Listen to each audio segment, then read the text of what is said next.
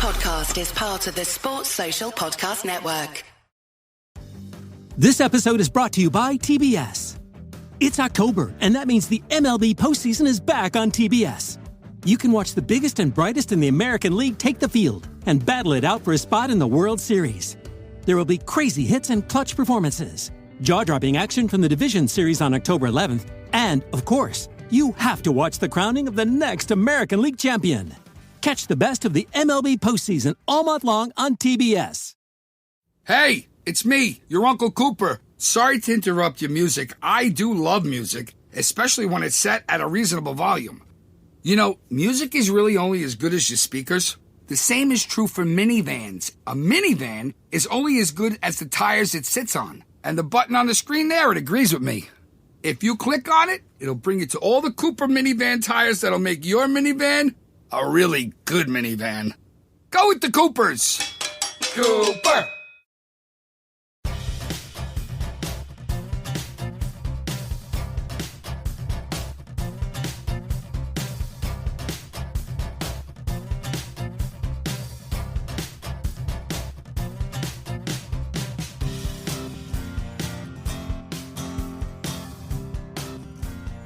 Welcome back to the Love Tennis podcast with me, James Gray of iNews.co.uk and the I newspaper, which are in fact one and the same thing. I don't know why I always say that.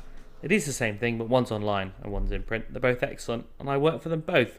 I've got George Bellshaw, the tennis writer, with me. We will have Calvin Betton. We hope we're going to have him a little bit later, our resident tennis coach. He, this week, comes to us sponsored by Virgin Media, with whom he is not very happy, because he has been cut off from the internet and they say they can't get an engineer out till Friday. So he's going to try and join on his phone, and we will just see how much Calvin we get. I apologise in advance if we get none of him at all. But we do have George back from the Philippines. George, tell us all about your Filipino wedding experience. Well, it was a lot of fun. So I had a stag do that I'd organised as one of the best men. That was the kind of first stage of the wedding. Then I went to the lovely island of Coron, which was very cool. Came back for the wedding. Quite strange Filipino weddings, James. I don't know if you've been to one before. I haven't. My ex-girlfriend of mine went to one, and she just said everyone was aggressively friendly. They're all very nice, yes. But the style of the wedding was quite interesting. It was almost like a game show in many ways. It had an MC kind of DJing the wedding who's going around asking people, "Are you enjoying tonight?" with a microphone kind of sticking it in their faces. No. They played loads of weird games and stuff. It was a lot of fun. It was very, very interesting experience. And obviously, I offended people with my speech, so that's always good.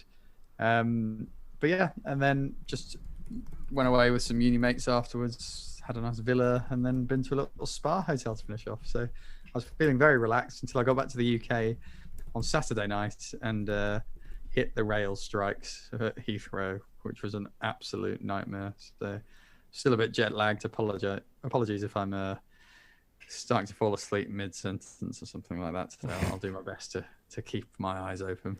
Well, if you're the only one falling asleep mid-sentence on this podcast, then I think we can consider that something of a success. I mean, you know what? Jet lag, we are going to talk about jet lag today as well. So I think it's appropriate that one of us is jet lagged because it will come up. We're going to talk about lots today. A bit of a funny bit of the tennis. I mean, it's always a funny bit of the tennis calendar, this, just because of the time of year and because of where we go. But with the Chinese swing basically non-existent, it's a particularly unusual looking part of the calendar. We're going to talk about Tel Aviv, we'll talk about Astana, we'll talk about Glasgow, and we'll talk maybe about Ostrava as well. We'll talk about Corentin Moutet, who, in the words of George's notes, has an actual fight after a challenger match. We'll have a look at the two races to Texas and Turin respectively and see where everyone's sitting for there, because they're reaching the sharp end of the points race as well. And we'll maybe talk a little bit about Emma Raducanu, because we always do, and there is some news on that front. And of course we'll have a run around the champions as always. Some really interesting winners in the last week, including Marc-Andrea Husler, Maya Sharif, Barbara Krejcikova and Yoshihito Nishioka. One thing I do want to say, as I always say at some point in the podcast, sometimes at the beginning, sometimes at the end, please do leave us a rating or a review wherever you get your podcast. It makes actually a really big difference to like how many people listen to the podcast. The more people who listen to the podcast, the more we can devote to making the podcast better, spending more time on it, doing videos, getting people out to things, improving the audio quality. All that stuff costs money, and actually it doesn't cost you a penny. All you have to do is make sure more people spend an hour of their week listening to us. So please do tell your friends, leave us a nice review. And if you want to get involved with the podcast, drop us an email, lovetennispod@gmail.com. So that's lovetennispod, P-O-D, @gmail.com. Let us know what you think of the podcast. What can we do better? What should we do more of, do less of? We love hearing from you, and we really, I think we actually genuinely, it's the thing we do, I think, the best, is respond to people's requests for how we can do things better, and it's a really important part of what we do. But let's talk about tennis. We'll start with Novak Djokovic. We talked last week about how worried we were, or how worried we weren't, I should say, about his wrist injury that he was carrying at the Laver Cup. He somehow battled through to win the title in Tel Aviv, a tournament that had much around it, not least Watergen as a lead sponsor. Novak Djokovic didn't drop a single set. He beat Pablo Andujar, Vasek Pospisil, Roman Safiullin, one of my favourite Challenger Tour regs, and in the final, the number 2 seed, Marin Cilic, 6-3, 6-4. George, probably looking at the draw with the greatest respect to everyone else involved, barring injury, not a tremendous surprise that Novak Djokovic won 8 consecutive sets and the title. No, not really. It's been a funny year for Novak, hasn't it, as a whole? I think we still do need to kind of appreciate that he can just come out and kind of wipe the floor with people in some ways. Like he's not very match sharp. He had that slight wrist issue last weekend. I mean, clearly not that severe. And kind of, as I think Calvin said last week, he does sometimes like to point to a few little niggles when things haven't quite gone his way, and then suddenly make a miraculous recovery. I'm pretty sure every time he's mentioned some sort of slight injury, he's then gone on to win the title the next week or something. I don't have the stats to back that up, but it feels like that happens pretty regularly. I think I was really impressed with his win over Tiafoe at the Laver Cup, which I know is not in my remit this week because I was away when that actually happened. But we've kind of had quite a lot of discussions, haven't we, this year about where we think Djokovic is kind of compared to the other male players at the minute. Calvin's very much in the camp of Carlos Alcaraz is world number 1 because he is world number 1, whereas I've always been a bit in the camp, well, I think Djokovic would still be world number 1 if he hadn't kind of had these self-imposed bans. And obviously Calvin's right in the sense that it's Djokovic's fault he's not been able to play. But the question about the level is going to be quite interesting, I think, going forward. And I think the big narrative in the men's game now is heading into Australia. Assuming Djokovic is going back, is he going to be that kind of unmovable force out there again? Or is this the age of Alcaraz? Is Medvedev going to be back to form? Is Nadal going to be fit? There's a lot of interesting moving parts at the top of the men's game at the minute, and Djokovic coming back and kind of wiping the floor with people, even though they're people we think he should beat, is good for that kind of rebuilding of the narrative that this guy's still here. I think we may have successfully been joined by Calvin Betton, sponsored by his mobile phone provider and not his broadband provider. Come in, Calvin. Yep, come in. Can you hear me? Oh, we certainly can. Hey. Loud and clear. Obviously, because we're on improvised technology, Calvin is not on full fat mic. He's got one of the biggest grins I've ever seen him, Calvin. He must be very pleased to see me back after That's just what it is. No, definitely not just because I'm a feat of technical genius getting on a Zoom call on my mobile. But, definitely because George is back. I mean, in Barnsley, that might make you mayor, to be fair. Before has George cleared up all his Dominic team chat before we start? Just so I was hoping to miss that. No, right. I actually just left him out of my men's narrative at the start of next year, but you reminded me, Calvin, yes. Will team be back to his best for the start of next season? I did really enjoy that we had Michael Hinks in as a sub last week, who obviously is the perfect sub for George because he's also a Villa fan. And he also managed to crowbar Dominic Thiem into one of his men's narrative monologues, which I just thought was I hadn't even teed him up for it either. He just did it flawlessly. Anyway, we'll carry on, and we'll get as much Calvin in as we can while we've got him. We were just kind of talking, Calvin, about how incredible it is that Novak Djokovic came through that debilitating wrist injury to win such a dominant title in Tel Aviv. Well, quite a recovery in the space of 36 hours before his first match. I mean, we get. I don't know what it is. It's like, it seems to be a bit of a thing now, doesn't it, with players that it's getting a bit like boxing. Like this thing with boxing, whenever a boxer loses, it's always they got injured in training camp and they couldn't fight properly. And now it's getting a lot of the time now with players. And Djokovic really should be above that. He really is a warrior, and we know all that kind of thing. But now it's always an injury whenever he loses. No one just beats him. No one beats him clean. I do wonder as well, like, whether... So tennis players are always injured, right? Like, we say that a lot, and it's kind of always true. Like, everyone's playing through something. And I don't know whether it's changed the attitude towards that. Like, maybe players are encouraged more to self-report a bit more and not to play through the injury. And I'm not saying that's a bad thing. I think it's obviously a good thing. Like, players should self-report injury more, and we shouldn't be forcing players to play through injury. But I don't know. Maybe that's part of the reason why, or maybe we just notice it more now because we hear and are amplified in terms of every single thing a player says. I don't know. Things are changing. I think it's probably various reasons. Djokovic seems to be a thing with Djokovic that's different from, say, I don't want to feel like I'm picking on anybody, so I'll say different from certain players who always have the physio on during matches when they're losing. But Djokovic, I think it's now a mental thing where he's been sort of almost created this caricature by his fans that he can't ever lose. So he can't ever, Francis Tiafoe played out of his skin to beat him the other day. And you can just put your hands up and go, he was too good.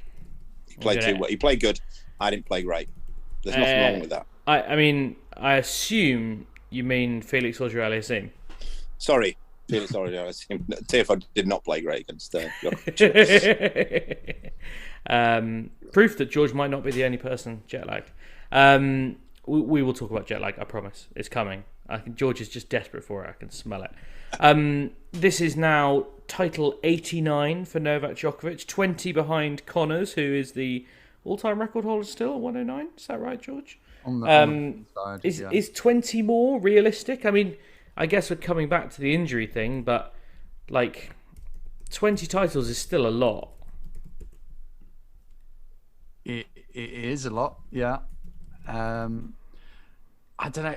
It's one of these funny ones, isn't it? That Novak does feel kind of petty's probably the wrong word because it's obviously like a great achievement to win the most titles, but he does feel like to me someone who might just kind of suddenly decide, oh yeah, I quite fancy. Now that's vaguely within grasp. Like obviously he'll prioritize the Grand Slams, but he can just rock up to 250s like this and just blow people away. There was a bit of a time where Federer was turning up to a few more of these tournaments when he kind of sensed he could get near Connors. Federer is on, I think, 103. So maybe that's a little bit more attainable for Djokovic to go past. But yeah, I think Connors will probably just about cling on to it. But... I mean, I know what you mean, but I really don't think that Novak Djokovic is going to start like cleaning up titles because he needs to catch Jimmy Connors. Not because he wouldn't necessarily want to, but just because of the way his career has gone the last 2 or 3 years. He's clearly started to prioritise family life a bit more, and he's only playing these 250s because he wants to play World Tour finals. Like, it's a short-term goal. I mean, in fairness, if you take Ivanisevic seriously, he's going to win 9 more slams, so it's not that beyond the realms of possibility that he'll just pick up 11 alongside that. I mean, I suppose so, but... Like, I actually was having this conversation. I was on holiday this weekend with a mate of mine who is a sort of, I would say a classic tennis fan in that he is a sports fan and he'll watch the slams and, he's reasonably knowledgeable about all sports. So he's got that kind of, medium level of tennis knowledge. And he's like, well, is this the new era? We're going to get loads of different Grand Slam winners. And I was like, well, yes and no. Like, there is a world in which Novak Djokovic wins 3 Grand Slams next year and Rafa Nadal wins the other one, and like the whole world just goes, "Oh, men's tennis hasn't changed," and like that's not beyond the realms of possibility. And if you believe that, you have to then believe that Novak Djokovic could win. I mean, I think 9 is a stretch. I think 9's like the moonshot, isn't it? Yeah, he's not winning 9 more. He's not winning 9 more. Astonished if he won 9. I still think he'll go past court. That's been my Novak prediction for a while, but that's going to be very difficult. Can he even play? Can he play the Aussie? Do we even know that yet? Well, there's chat that they're going to lift the ban. There's political. I think there is political will to let him back in. I think people of Australia seem to have switched their opinion on him a bit, which is quite interesting. And I think the way there's a new government in Australia, so that will have an impact as well. There's certainly a lot of chat. I think the Sydney Morning Herald, and I apologise if I misattributed that, they had a story last month saying that he would be allowed to come. How many times has he won the US Open? 3, is it? He's won 3, right. So in order to get 9, he'd have to win 3 for the next 3 years, I think. Or maybe 2 in one of them and win 1 in the 4th year. That means he'd have to win 3 US Opens in the next 3 years, having won only 3 in the rest of his career.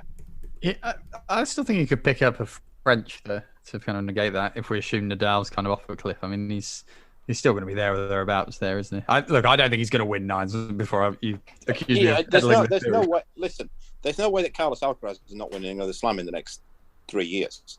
No. I agree with that. Although my outlandish bet is I don't think he'll win one next year. That's my bold. So wait, sorry, what was that, George? Your outlandish claim is what? I don't think Alcaraz will win a slam next year. That's my bold. On what basis? Just on the basis that I think sometimes winning the first slam doesn't always. It's quite rare for someone to then go on and kind of start smashing through it. I think Novak will be back with a point to prove next year. I don't know. I just don't think he'll win one next year. I'm often wrong. This also, we've got to factor this in, right? This is not peak Novak Djokovic. No, it's not. This is not the version of him that, he's past the days of winning 3 slams a year. He's not going to win 3 slams next year.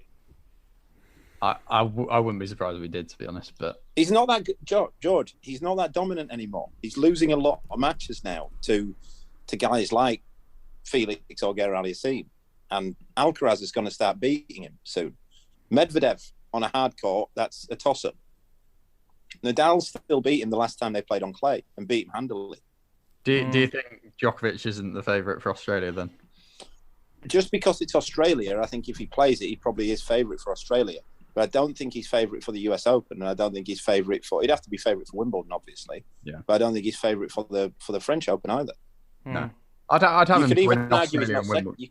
You could even argue he's not second favourite for the US Open, for the French Open. I'd have him to win Australia and Wimbledon next year, but I wouldn't. It's hard. I mean, Wimbledon's like just such a crapshoot now, and the eternal question is how, when does his body start catching up with him? But like, the guy's 35, but I do think he might be the fittest 35-year-old like in the history of sport. I mean, I don't know. Maybe that's almost certainly hyperbole, but it's hard to think of many other guys. I think he's going to be quite an interesting experiment for this kind of new era of athlete because he's the most flexible tennis player I've ever seen, and he's actually spent a lot of time.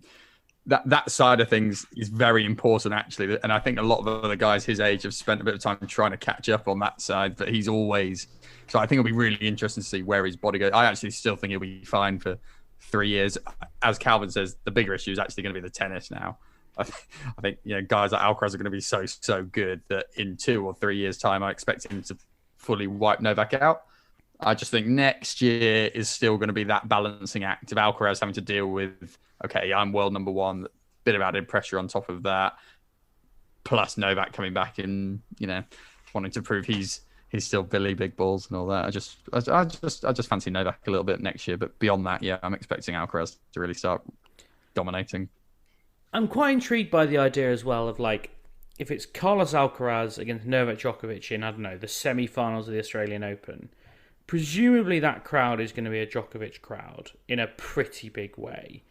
And like, as much as Carlos Alcaraz has beaten like Nadal in Spain, where it's obviously, you know, a Nadal crowd, he's more often than not, he's had the crowd on his side for the last like 12 months.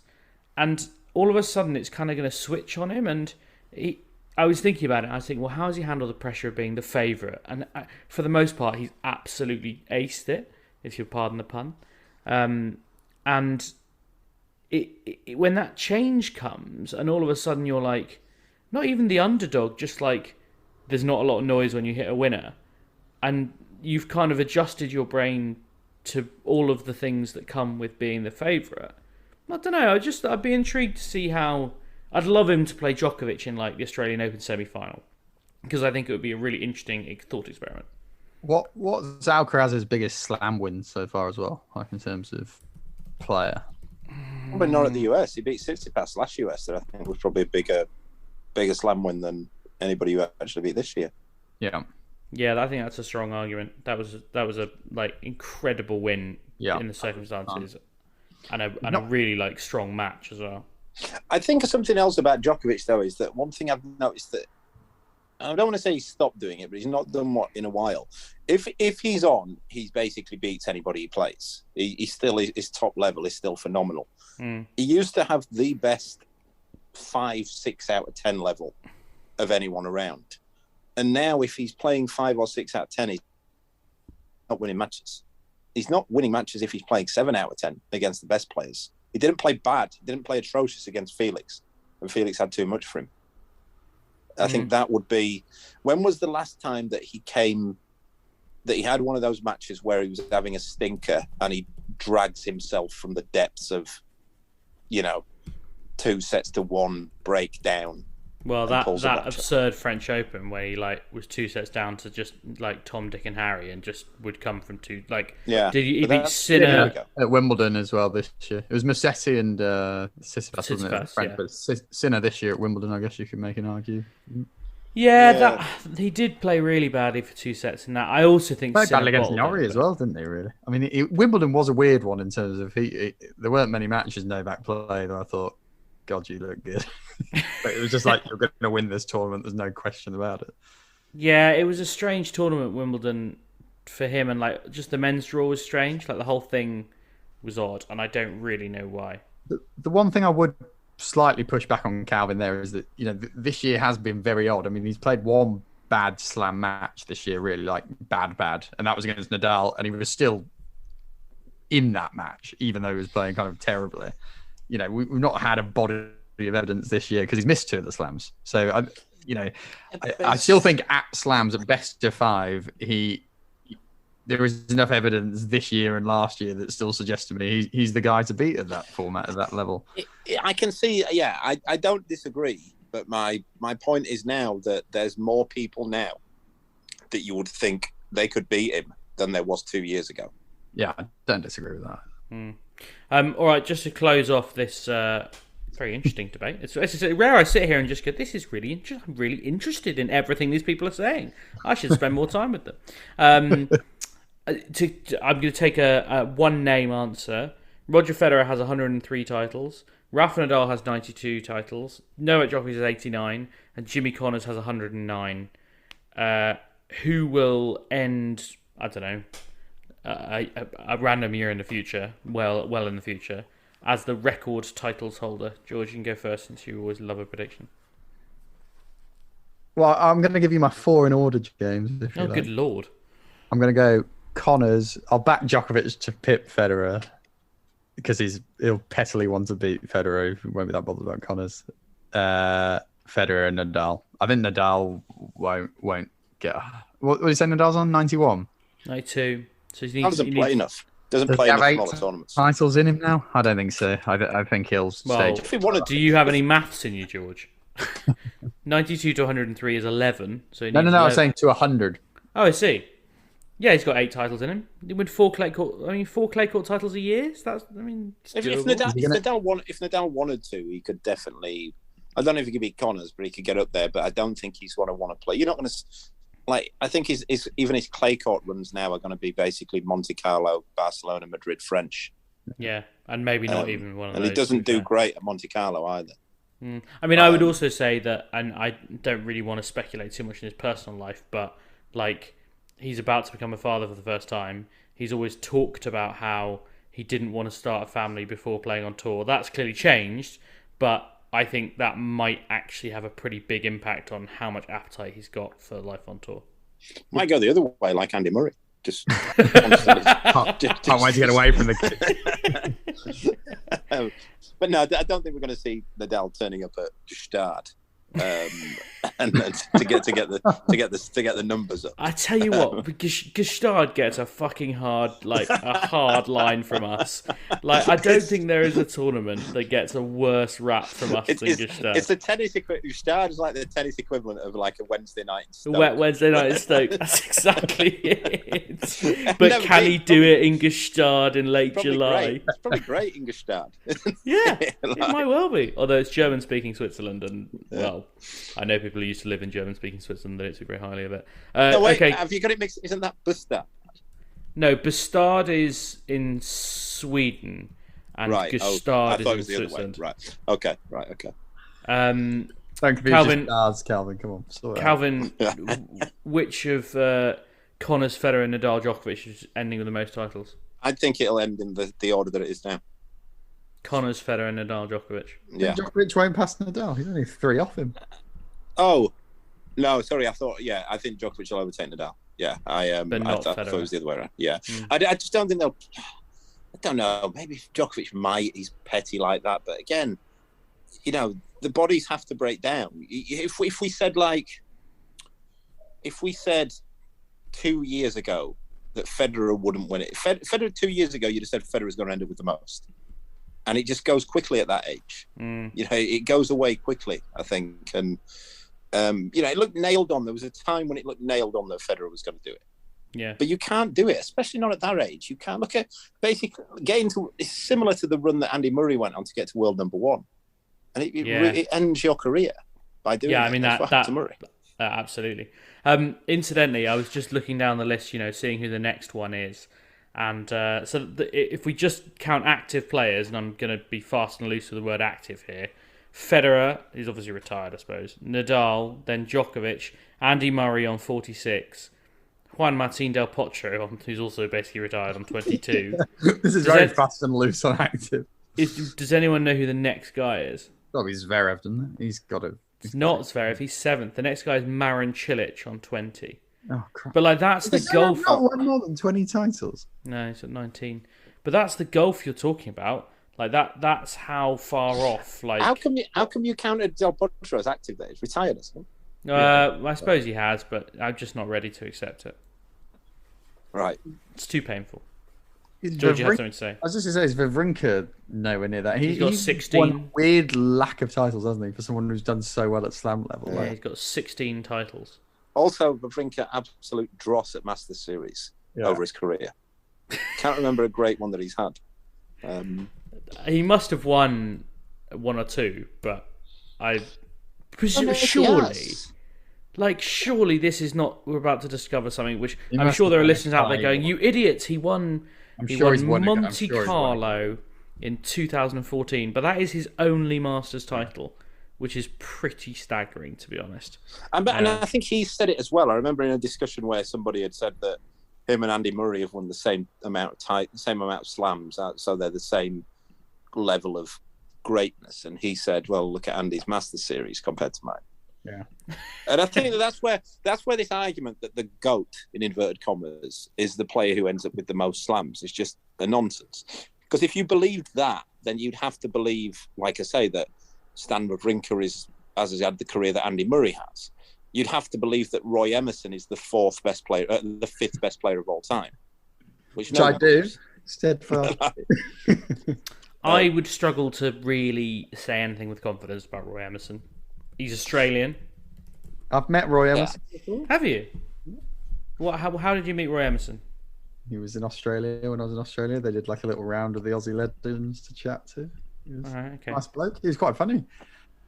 He's not someone you hear from. I wonder if he's not well. I mean, I remember there was a bit like I'm going to back in my day during the war, but there was a big thing when Sampras beat because Sampras took Roy Emerson's record. I think Emerson either had 10 or 11, and Sampras overtook it. And it was a big thing, but nobody thought that was the defining, he's now the greatest player of all time. Right. You know, and so if you think that it's all down to numbers, you'd have to think that. You'd have to think that Margaret Court is the best female player of all time. Although, although then there's also the thing about Open Era, and I mean, obviously, like, I don't know. Roy Emerson was all pre-Open Era, right? Like, I'm pretty sure. I think so. Yeah. Yeah, which changes things again. I don't know. I think I'm not against using the numbers to kind of inform the GOAT debate, and I know you guys don't love talking about the GOAT debate constantly, but I think cross era, it's skewed. I think it's one of the things that is factored into it. I don't think it's like this is how it ends. Like, I know one of my mates, I was discussing with him a couple of months ago, and he was saying, well, Federer's, this was not a couple of months ago, it must have been a couple of years ago, before, when Federer still had the record. And he was saying, well, it's Federer's the GOAT until somebody overtakes him, and then they're the GOAT. And I just don't think you can be that reductive with it. Agreed. George, who is the GOAT? Just quickly. Who is the GOAT? Yeah, just quickly. I personally think it will end up being Novak. I'm just answer straight.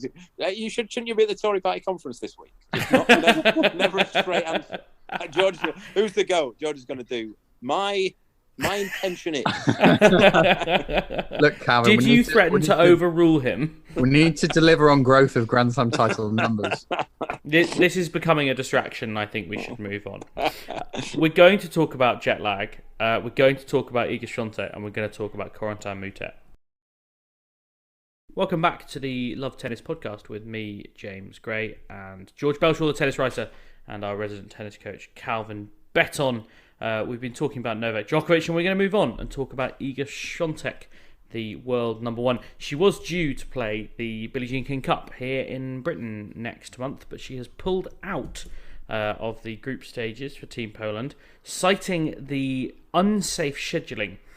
She said on her Instagram, I was thinking it through a lot, discussing it with my team, but I will not be able to play at the Billie Jean King Cup in Glasgow. Makes me sad. I'm very sorry because I play for Poland whenever it's possible, and I always give it my best.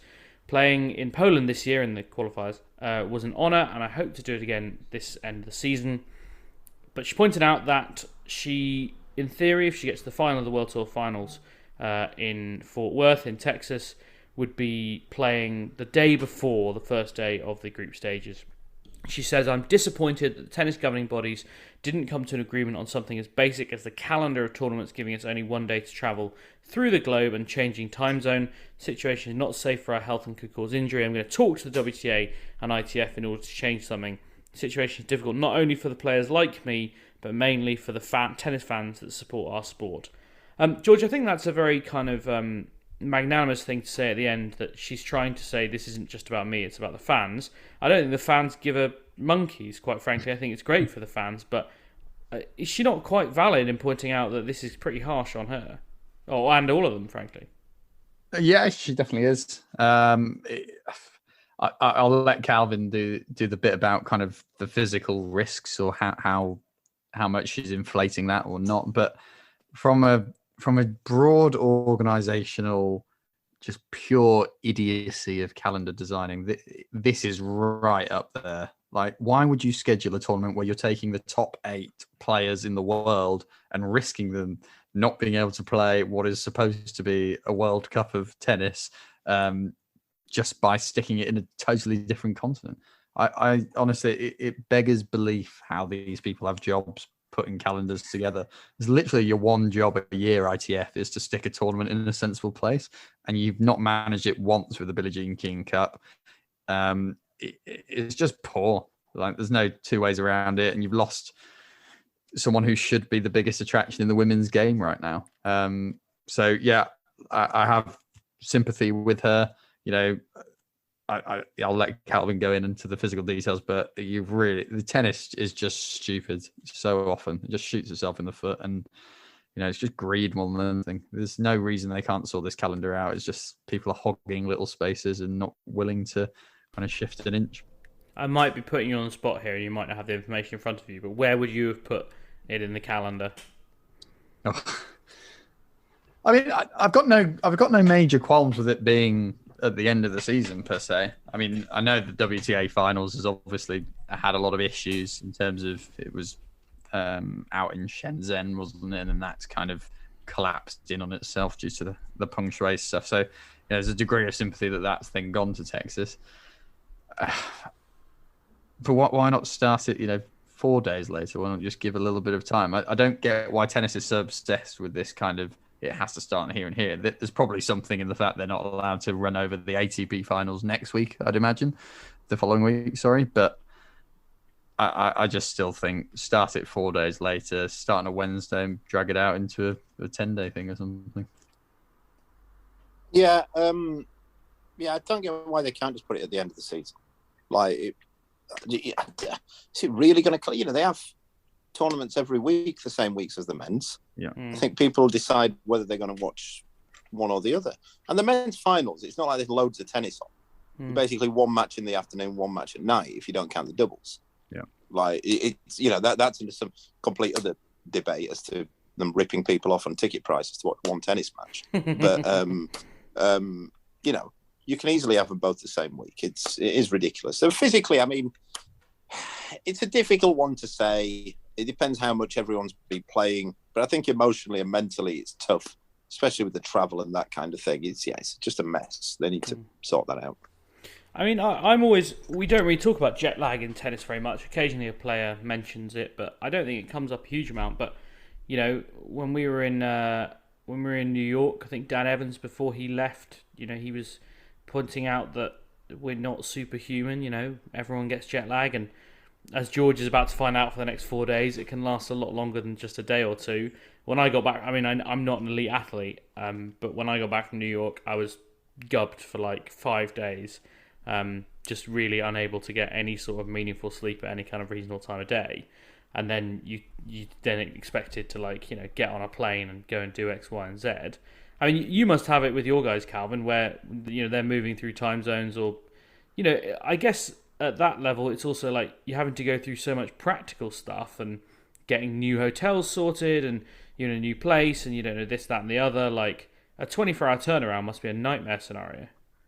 Yeah, it is. I mean, we had a debate because Henry and Julian were considered out in America at the minute, and they've been there a while, and they've been doing pretty well, and they wanted to play the higher level of tournament. They wanted to try and get in some of the 100k challenges, and the only thing they could really do was go to Korea.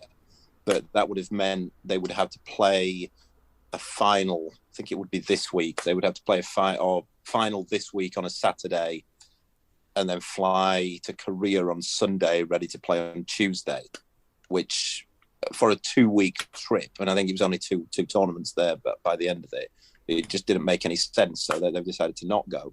I mean, what I will say is that it doesn't apply to them. They would be playing club class, but a lot of these guys are doing business class, and it makes a world of difference as well. You can actually, it's like having a bed. It's not having the most comfortable bed, but you can actually get a lot of sleep on the plane if it makes it a lot easier to do so. I'm not saying it's the same, but so it's not quite the same if you can afford business class. Business class is not cheap. No, it's like even for guys who are ranked say 70 in the world, it's $6,000 for a flight to the States in business class. Yeah, that's a huge amount of money.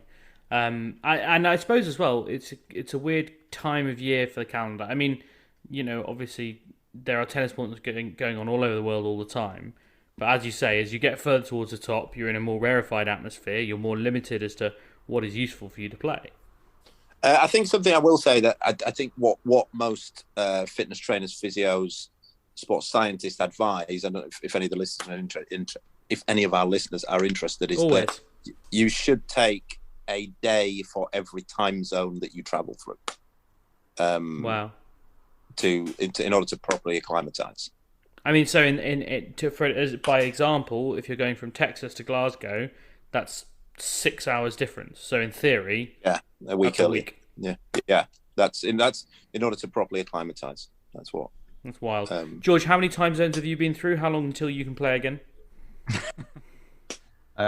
I'm pretty bad at counting time zones, to be honest. I'm not sure. Well, how many hours ahead is Philippines? Oh, right, sorry. 7 hours. Right, okay. Well, I mean, that's about 7 time zones, right? 7 time zones, yes. Maybe 8 if you include India, because that's a half. All right, so you need about a week until we can get you back out there. Yeah, it's astonishing I'm here today, but I'm just such a top elite level performer that I should point out that I regularly podcast from my holiday, so just as like a base level. level. It was terrible, to be fair. The internet was terrible. So Okay, we'll forgive you on this occasion. I guess maybe internet in the Philippines isn't regular when you're in such remote resorts as your stag do and wedding and incredibly your honeymoon was. Speaking of kind of travel and that kind of thing, there's obviously been a hurricane moving through Florida, which, Calvin, I think you were saying your lads were stuck in. How do they cope with that? Yeah, it was a weird one. They won their match. They won their first round match on, I think, Wednesday. It was last Wednesday, and came off, and almost immediately the tournament was cancelled. Which they thought. I mean, Henry wasn't overly impressed by it because he said that the bad weather apparently was going to run from Tuesday afternoon to Friday night. Right. And he felt that a tournament could actually have been completed, which, to be fair, Henry was in Greece when I was 2 years ago with the flash flood, and we lost 1 day of tennis. When all the courts were under like 2 feet of water. Well, they not all the courts were, or half the courts were in the Atlantic Ocean, Mediterranean Ocean. Sorry, and there were no roads from the hotel to the tennis centre.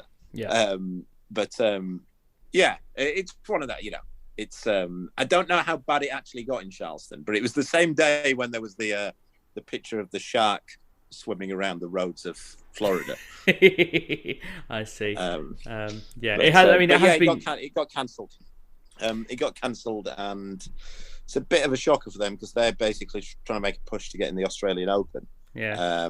And they need all the points they can get, and that was a week of points just taken away, and they were top seeds in that tournament. Very frustrating. I mean, you know, obviously, in grand scheme of things, we appreciate that tennis players not picking up points, not the gravest thing during these hurricanes, but it's always interesting, you know. It's a tennis podcast, and it's interesting to see how these things... I saw Arina Sabalenka was on either Twitter or Instagram. She's training down there at the moment, and she was saying, does anyone know of any indoor courts, like, wherever she was in Florida, I think in Miami? And I guess it is quite funny, like, the whole reason you train down there is that you can train outdoors, I would guess, 12 months of the year. Like, there's no time you would bother going indoors, so, like... She's never had to find an indoor court. I just found it quite weird. Yeah, well, the nearest indoor from there was an hour and 40 minutes away, apparently. Crikey. And speaking of people who couldn't find indoor courts, you had Kokkinakis and Kyrgios kicking off this week, didn't you? About they were in Australia, went to kind of, I think, the national training centre, and they couldn't book an indoor court for an hour, and they lost their heads about it. They were. I mean, like, does world ranking make it easier to book courts at the National Tennis Centre, Calvin? I mean, at our National Tennis Centre, they have some sort of priority list where you can book a court, but if anybody in this ranking to this ranking wants it, you're booted out and they get it, and so on and so on. That's something Kyrgios was saying. It was like, when are we going to start prioritising players or something? Was kind of. I mean, it sounds like the next chapter in The World Doesn't Revolve Around Nick Kyrgios. What a book that would be. Like, when are we going to start prioritising players? Like, when he doesn't prioritise himself as a tennis player. Like, so. Yeah, they're probably just amazed Nick Kyrgios is turning up for training, quite frankly. Yeah. It's not something you expect to see most of the time. I did. The thing is, I've been on holiday for the last 4 or 5 days, and you know, I was zombie scrolling Instagram one evening, and I did see quite a lot of clips of him and Kokkinakis hitting indoors. So like, they clearly got on somewhere. I don't have huge amounts of sympathy for them, but yeah, and I know we do have a lot of listeners in the US, and I hope that everyone out in Florida and various other states that have been affected is doing okay. From what I've seen, most people seem to have made it through all right. But yeah, we do send you our Our regards, as most British people would say. I wish the same for my Filipino friends. There was a super typhoon while I was there, of course. A super typhoon? Super typhoon. What's super about a super typhoon? I don't know what the difference is. It's just a bit. I asked my friend that, who was going on about it. He was like, it's bigger and faster. I was like, cool, that's a great definition. But I'm sure you can quickly come up with it on Google. But it was, I think it was actually less super than it was feared it was going to be, but still a decent amount of damage in some parts of the Philippines while we were there. Crikey. The Love Weather podcast. What a time to be alive. Let's move on. Corentin Moutet. I've been wanting to talk about this all week. If you haven't seen this clip, it's definitely worth watching. He was playing, am I right in saying it was Adrian Andreev? Have I made that up? Iga Andreev. Iga Andreev, I should say. They were playing at the Challenger in Orléans, one of the many indoor French challenges kicking around this time of year, which are almost always pretty well attended as well, and it's a decent circuit. Moutet had gone from a set-up to lose the second and third, both in tie-breaks, and there was not a huge amount of love lost between them at the net. I'll stick the video on the Love Tennis Pod Twitter, but suffice to say that a handshake was quite vigorously offered, followed by a sort of shoulder charge, and then a full-on handbags at the net. I mean, I don't think there are any punches thrown, Calvin, but weren't far off.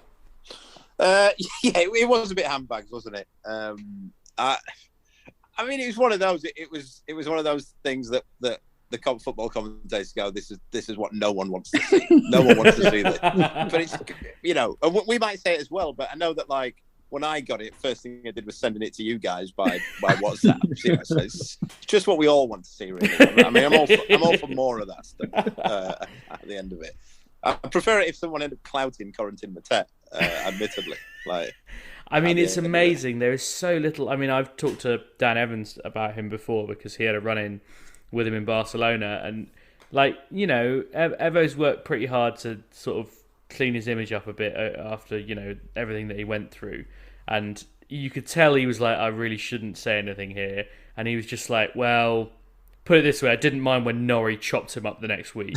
I know that I know I've spoken to one player who said he was very close to giving him a crack in the locker room after a match.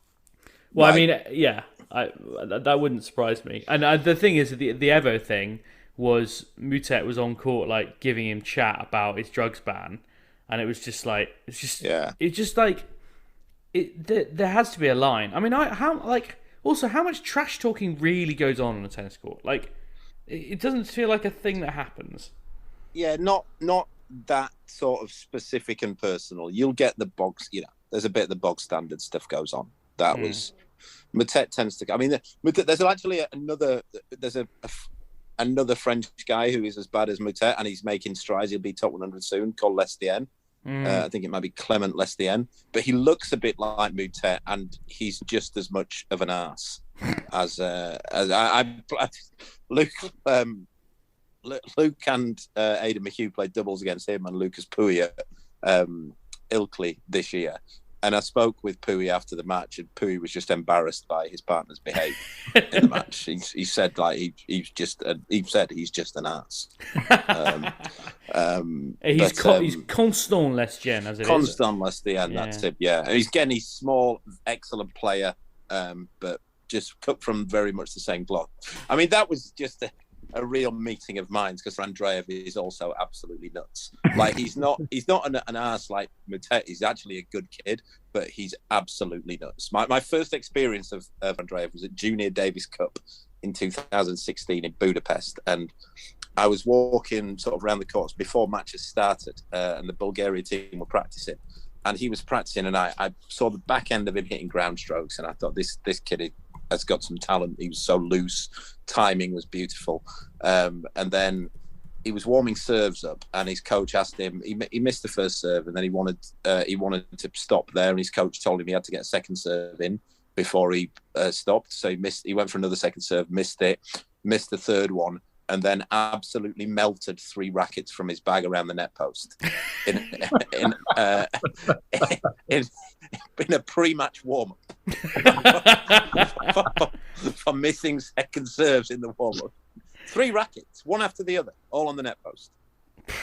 I mean, maybe tennis needs this, he says reluctantly, and not even really believing it himself. He's a good player. That match, Moutet, to be fair, is a good player. And in that, I wish I'd actually watched the tennis in that match, because that was 2 talented players on court there. Yeah.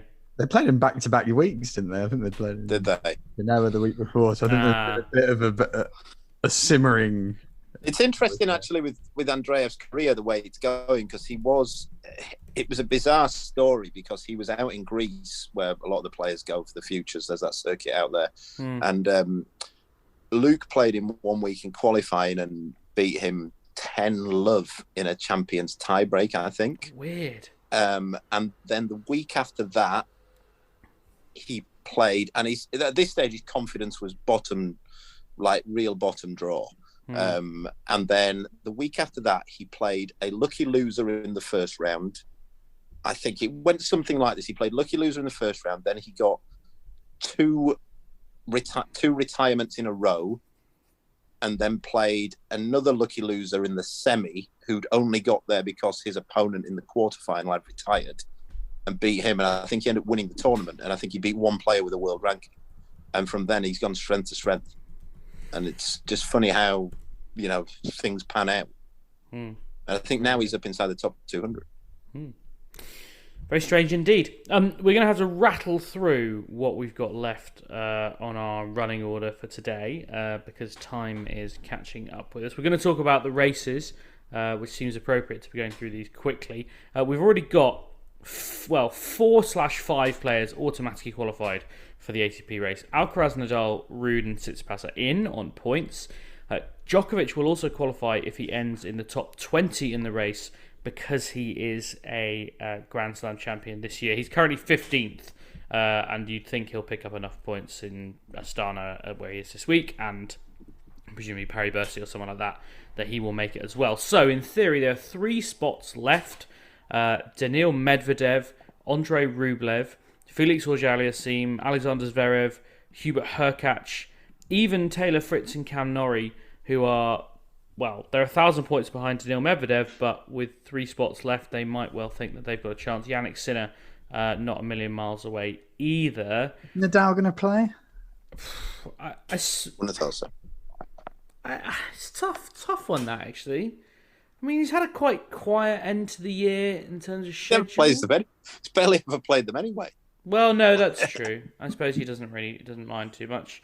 And presumably his wife, I think, is due not long before that, so I suppose he might. So there was probably 4 slots up for grabs there. I mean, of that kind of cluster of players, Felix Auger-Aliassime lost in Astana this week in the first round, which is, okay, it's only 250 points, but losing to Roberto Bautista Agut. I mean, if he misses out on World Tour finals, of that group, you'd say, Zverev notwithstanding, because he's obviously injured, you'd say that's a pretty big miss for Felix, wouldn't you, George? Astana's 500 actually, James. I think Is it? Yeah. It's quite it's quite a big field this week. It's quite strong. I wonder why all those blokes have gone to Astana. Anyone got any ideas? Any guesses here of why the Kazakh-funded Astana tournament is quite such a? Maybe it's just ranking points, big time of year for it, isn't it? Yeah, I assume so. Yeah, it must be the ranking points. George, answer the question.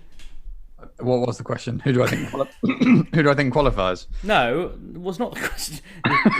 It's great to see you. We're really finishing. This is the jet lag coming through now, James. Yeah. This is what happens when you make George do back-to-back weeks in time zones, 7 time zones apart.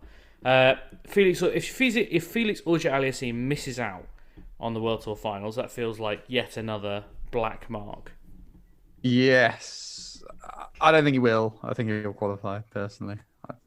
I don't think Nadal will play. I'm not sure Zverev will pick up enough points to seriously kind of challenge, seeing as we don't really know whereabouts he is. Yeah. So, really, I think he should cling on unless something like.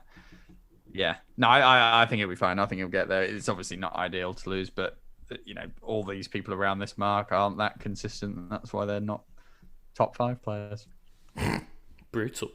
All right. Well, we'll maybe do a little poll on Love Tennis Pod Twitter this week. You can let us know who you think is going to miss out of that little cluster of players. Just to say, I imagine the event will be praying Sinner or Berrettini can get on a big run. It's always nice when you have a kind of a home favourite involved. So they're kind of sort of dangerously floating in behind. I mean, I guess there's only like, how many points is it? 500 between Sinner and Auger-Aliassime. I mean, that is doable with 500 in the Masters and a couple of other Sinner's not playing Astana, which will set him back. Well, that won't help. Not ideal. but yeah, you are right. And, Turin hasn't been the greatest event in the world at this point, I would suggest. I know, obviously, we've had some COVID issues as well, but, in this, what should be their first big post-COVID year, this is pretty important. I think they have an Italian. I mean, Berrettini's 14th. He's, realistically 600 points away, and he's not playing Astana this week either. And he's not been in great form either, to be honest, Berrettini. So Sinner should make it. I think Sinner will make it. Sinner tends not to lose to players he shouldn't do, and he generally be seeded high at most of the tournaments. And presumably he'll play I don't know his schedule, but there's a 250 in Florence next week, which I'm assuming is the reason he's not playing Astana. Or maybe he's playing Naples because there's one there as well. I'm not quite sure which one. And then we've got Austria or the Swiss Indoors, and then Paris Masters. So there are opportunities there. And I suppose Sinner on a indoor hard court, I mean, you'd fancy him most of the time, wouldn't you? Yeah, he's a good player on all surfaces, to be fair, other than grass, which he doesn't move well on. It'd be quite funny having Djokovic as one of the bottom seeded players. I can't imagine that's happened very often at the ATP finals. No, I can't imagine that either. Yeah, he'll be a dangerous floater, as they call him. But also, you'd think in an end of season tour finals, top 8 players, apart from the year that what's his name, Kei Nishikori turned up on one leg, and he was perhaps the only gimme in a World Tour Finals I remember recently. There was that weird season when there were just loads of love and loves. Was it Federer beat Murray, love and one, didn't he? And then it's just the tickets just you'd have been absolute fuming if you'd bought tickets for about 3 days. Yeah. The group stages were just rubbish. Let's have a quick look at the WTA race where, surprise, Iga Swiatek qualified about 6 months ago. Ons Jabeur is also guaranteed her spot there. We know that Simona Halep won't be there because she's ended her season after what they call in horse racing a wind operation, but I'm told she had a sort of nose operation to deal with a long-term breathing issue. So we've only got 2 automatic qualifiers so far. Elena Rybakina is 22nd, and if she gets into the top 20, I think I'm right in saying WTA have the same rule where she will be qualified, so you'd think she'll sneak in. Pegula's all but there, isn't she, as well? She's only needs 100 points or so, and that figure obviously drops down as every week goes, so she'll probably be in by the end of the week, I'd imagine. You'd think that Goff as well, yeah. Caroline Garcia is pretty close, as is Arina Sabalenka. I mean, Arina Sabalenka, incredibly, has just picked up points all year. I don't think we've really ever talked about her on this pod this year, really. The other names kind of floating around there: Kasatkina, Sakari, Sakari's having a better year than I thought she is. I kind of thought Sakari was having a really, really shocking year, really. Considering most of the points it felt like they came last year. Feels like she's been out of form for a long while. I know she reached a final this week, so it's probably a harsh week to say that. But for her to be the 9th best player this year doesn't really match up to what I've... And similarly, Badosa in 12th. I mean, it felt like those have been off a cliff. Well, I guess Sakari has played really badly at the Grand Slams. I think she's gone 2 second rounds, a third round, and a fourth round, something like that, which, that I always think that sort of colours your impression of someone's year because, and I think rightly, we are right to put big emphasis on those Grand Slams. That's where you want to play your best tennis. But yeah, Paula Badosa has just fallen off a cliff. Her and I mean, she's had the Netflix cameras following her around for like the last 6 months. They must have just been praying that she could actually win a match. But she has really probably better content when they lose, isn't it? I'm sure. Well, who won the Aussie Open, the women's? It was Barty. Ashley Barty. Remember? I'm just thinking, right? How is Swiatek the only Grand Slam winner out of the last 8 slams that he's playing this year's WTA finals? Yeah, I guess Rabakina's not bad. He's not Raducanu's. Well, we think Rybakina will get in, but yeah, I mean, Right. if she doesn't, yeah, I'm just gonna double fact check you, Calvin. Most of the top 20 in the race haven't won a slam. So yeah. In fact, Iga Swiatek will be she could well be the only one of the last. Halep oh my God. obviously would have been one from kind of 2019, but she's not going to play. But Halep's the player in the top. Kvitova has not won one for years. Ostapenko has not won one since 2017. Yeah. So yeah, I mean, the rest of them haven't won a slam. So wild. That's where that tournament has a problem, I think. Well, I think it has lots of problems. I think it doesn't have a clear identity because they've moved it around. I think it's really important to have it in the same place for a long period of time. Yeah, I agree. Because I think it gives it a bit of an identity. it's funny, isn't it? Because I mean, they signed this 10-year deal in Shenzhen, which has obviously come unstuck after about 1 or 2 years. But I mean, there's always been the two sides to this on the women's side, that on the one hand, you need to grow these tournaments, but on the other hand, the WTA finals money that Shenzhen was giving them was propping up a large part of the WTA for a few years. They wouldn't have been able to hold it there anyway at the minute with China. No, but I just mean financially, when that deal was signed, they were criticised for it because it was not an attractive location. They weren't getting people in, but it was such ludicrous money. You know, it's a constant battle kind of in the WTA. But it was really successful last year in Mexico, wasn't it? Back there, that was like the best year they've had there for a long time, really. And it basically earned Mexico whatever they call it in the 1000 event, like that they then had at Guadalajara, was based off the success of that event. So and Texas could be good. You never know. I mean, Fort Worth. I mean, it has. There's a couple of challenger tournaments there, aren't there? Is there even a 250 at Fort Worth? Have I made that up? They used to have the men's in Texas for a couple of years. It was in Houston, wasn't it? Years ago. Yeah. But yeah, well, fingers crossed. Hopefully, it's not a damp squib, even though we seem to be quite worried about it. There's some notes about Djokovic and Swiatek signing up for the World Tennis League exhibition in the off season, along with Kyrgios, Halep, Zverev, Rybakina, while Raducanu is into the Mubadala event in Abu Dhabi again, as is Ons Jabeur. Great to see such a prestigious tennis event, really broadening itself in terms of gender. I'm obviously being ironic. I think Mubadala is nonsense. And we should also mark titles for Yoshihito Nishioka, Marc-Andrea Husler, Maya Sharif, the first Egyptian WTA champion, and Barbora Krejcikova. Good to see her after what was a very upsetting French Open title defence, where, quite frankly, she just wasn't remotely fit enough to play, but she tried to power through it, and then also revealed she contracted COVID just after that match. Nice to see her back playing decent tennis to prove that she wasn't just a flash in the pan. I think I'm right in saying that is Marc-Andrea Husler's first ATP title as well. So many congrats to the Swiss left-hander on that. I'm kind of thinking, Calvin, he's someone you've probably come across a fair bit. Yeah, he's a good player. I've seen him for a few years. The Swiss have got, they've got 2 or 3 good players. Dominic Stricker's a fine player as well, although enjoys his food. Is he not strict enough with his diet? He's definitely not.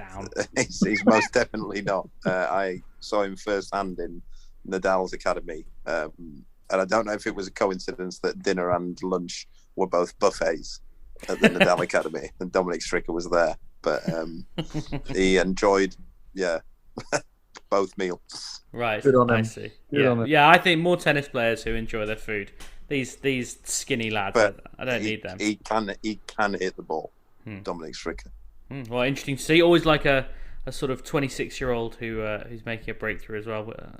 proves that there's not only one way to it. He beat Denis Shapovalov in the final, for those who missed out on that one. A good week for left-handers, quite clearly, all around the world, left, right and centre, if you pardon the pun. Yoshihito Nishioka actually beat Denis Shapovalov. I was confusing Andrea. Who's the beat? They beat what's his name? Rune. There you go. I knew it was one of the up-and-coming blonde lads. That's my excuse, and I'm sticking to it. And yes, also worth mentioning Maya Sharif, the first Egyptian WTA champion. That's great for a country that we know has lots of tennis tournaments. But she beat Maria Sakkari in the final, which is basically a freebie these days, isn't it? That's maybe a bit harsh. I think that's all we've got time for this week. We'll be back in a week's time, of course. We'll talk. I promise we talk about Emma Raducanu. We only gave her one line today, which I'm sure we said something that will annoy someone. And I look forward to hearing from you about it. Please do leave us a rating or a review wherever you get your podcast. Get in touch on Twitter at LoveTennisPod or on email lovetennispod@gmail.com. And most importantly, please do come back next week.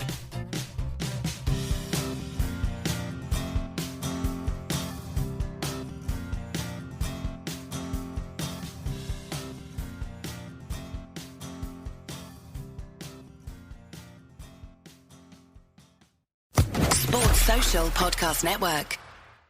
Geico asks, how would you love a chance to save some money on insurance? Of course you would. And when it comes to great rates on insurance, Geico can help. Like with insurance for your car, truck, motorcycle, boat, and RV. Even help with homeowners or renters coverage. Plus, add an easy-to-use mobile app, available 24-hour roadside assistance, and more, and Geico is an easy choice. Switch today and see all the ways you could save. It's easy. Simply go to geico.com or contact your local agent today.